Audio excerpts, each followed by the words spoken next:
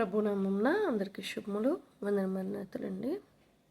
ఈరోజు సామెతలు 13వ అధ్యాయము 20 వచనం చూద్దాము. జ్ఞానుల సహవాసము చేయువాడు జ్ఞానము గలవాడగును, మూర్ఖుల సహవాసము చేయువాడు చెడిపోవును. ఏమని అంటున్నారు? జ్ఞానుల సహవాసం చేయువాడు జ్ఞానము గలవాడగును, మూర్ఖుల సహవాసం చేయువాడు చెడిపోవును. మరి మనందరికీ తెలిసిందే కదండి ఇది. మరి నీ స్నేహాలు మంచివైతే నీ ప్రవర్తన నీ నడవడిక మంచిగా ఉంటుంది. నీ స్నేహాలు చెడ్డవైతే, నీ స్నేహితులు చెడిపోయిన వారైతే నీవు కూడా చెడిపోతావు అని చెప్పి మన పిల్లల్ని మనము హెచ్చరిస్తూ గద్దిస్తూ ఉంటాము. మరి మన ప్రవర్తన విషయానికి వచ్చేసరికి మనము కూడా జాగ్రత్తగా చూసుకున్న వారమైతే, ఎదుటివారు చెడు ప్రవర్తన గలవారైతే వారికి దూరంగా ఉండాలని, వారి స్థితిగతి నుండి మనం జాగ్రత్తగా ఉండాలని మనము జాగ్రత్త పడుతూ ఉంటాము. అయితే మన పిల్లలకు మనం నేర్పవలసింది ఏంటంటే, మనము జ్ఞానము గల వారితో సహవాసం చేయాలి. ఇంకా చెడిన వారితో కూడా మనం సహవాసం చేయాలి. కానీ వారిని వారి చెడిపోయిన స్థితి నుండి మనము వారిని మంచి స్థితిలోనికి తెచ్చేవారినిగా మనము మార్చగలగాలి. మరి మీ వయసులో కానివ్వండి, మీ చిన్న ప్రాయంలో కానివ్వండి, మీరు దేవుని మాట ద్వారా, వాక్కు ద్వారా దేవుని వైపు నడిపించిన వారెవరైనా మీ అనుభవంలో ఉన్నారా? నేను ఇలాగున నా సహోదరిని మంచి మార్గం వైపు నడిపించాను, మంచి వారికి నేర్పించాను, ఏమి చెయ్యాలో ఏమి చేయకూడదు, తప్పు చేయకూడదు, మరి ఇలాగున ప్రవర్తించకూడదు, చెడు నడవడిక కలిగి ఉండకూడదు అని మీ కాలేజ్ డేస్లో కానివ్వండి, స్కూల్ డేస్లో కానివ్వండి, ఇప్పుడు ఫ్యామిలీ లైఫ్లో ఉంటే అలా అయినప్పటికీ మేము మా జీవితంలో మేము ఇలాగున కొందరినైనా మేము చెడు నడవడిక నుండి వారిని తప్పించాము అని ఉందా? లేదు, మేమే చెడుకు దూరంగా ఉంటాము, మేము జాగ్రత్తగా ఉంటే చాలు అని అనుకున్నా కూడా అది కూడా ఒక నేరమే అవుతుందండి. అంటే మనము సరిగా ఉండడము కాదు, మన పొరుగువారైనప్పటికీ, మన స్నేహితులైనప్పటికీ వారు ఒకవేళ మన మాట విని గౌరవించి ప్రేమించేవారైతే వారికి కూడా మనము ఏది చెడు ఏది మంచి అని చెప్పి వారిని చెడు దారిలో నుంచి మంచి దారిలోకి తెచ్చేవారముగా ఉండాలండి. మనము చెడు సహవాసం చేసి చెడిపోయే వారముగా ఉండకూడదు. కానీ మనము మంచివారమై ఉండి చెడిపోయిన వారిని మంచిలోనికి తీసుకొచ్చే వారముగా ఉండాలి. మరి దేవుని సువార్త అంటే అదే కదండి. పడిపోయిన వారిని, దారి తప్పిన వారిని నిలబెట్టి రక్షించడమే కదా.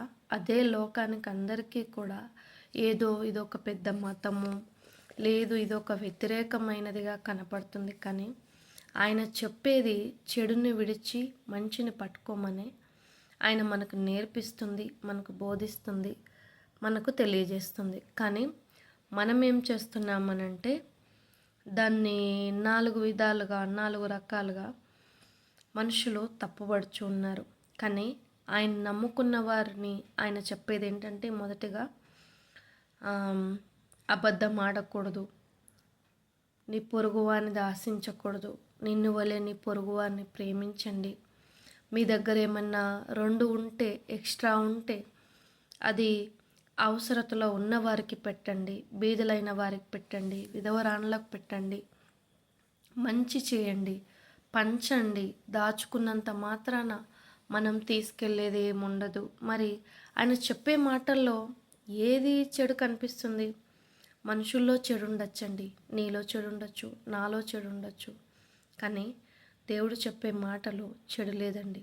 ఆయన మంచే బోధిస్తున్నారు. కానీ మనం ఆ రోజున సిలువ వేసిన వారమై ఉన్నాము.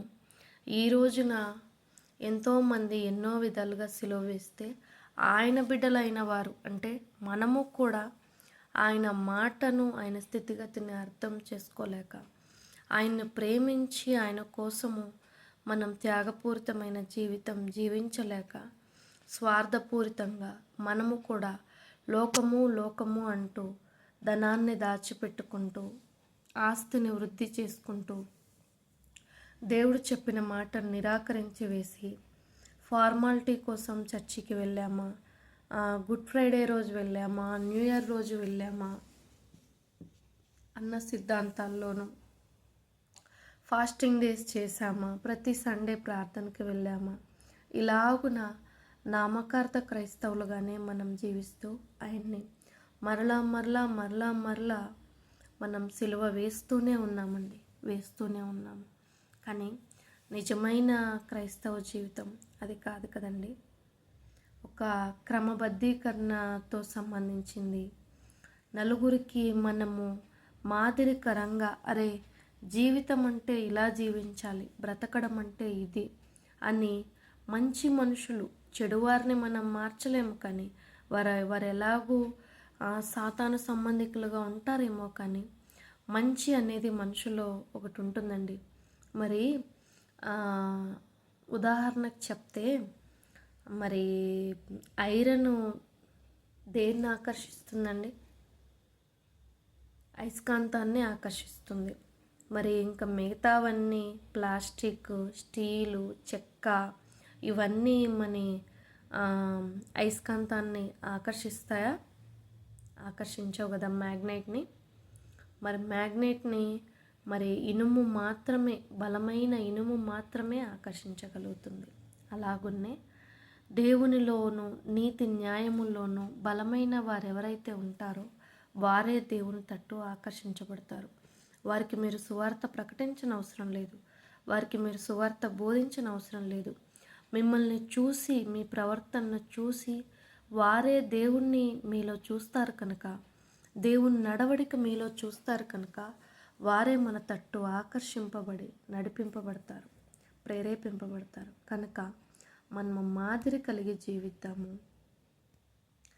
మనము నలుగురికి నేర్పించే వారంగా మనం ఉందాము. మనల్ని మనము జాగ్రత్తగా కాపాడుకుందాము, మన పక్కన వారిని కూడా కాపాడదాము.